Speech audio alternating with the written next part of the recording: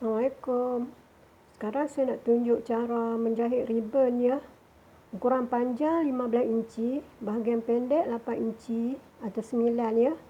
Jahit setengah inci, setelah kain dilipat dua, kosongkan bahagian tengah.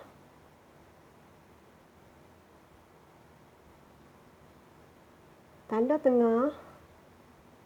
Kemudian lipat yang bahagian kita jahit tadi, yang bahagian kita sambung, samakan dengan bahagian tengah.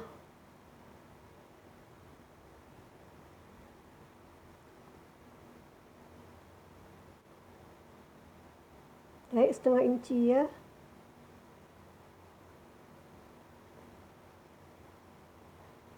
Kemudian selepas kita jahit, jahit sebahagian satu lagi.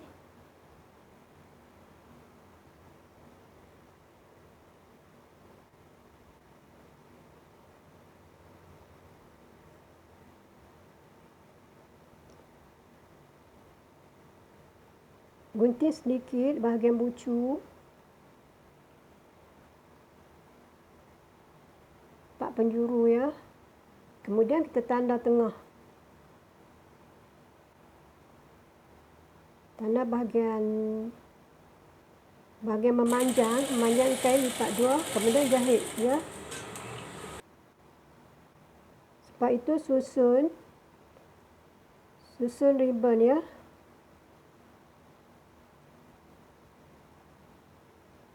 Lepas susun, ambil tali berukuran 5 inci, lebar 1 inci yang telah kita jahit tengah ya.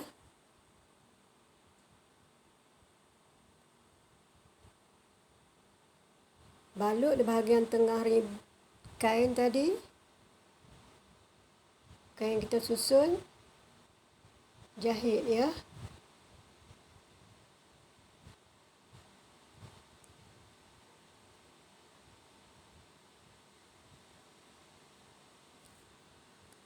Siap kemaskanlah.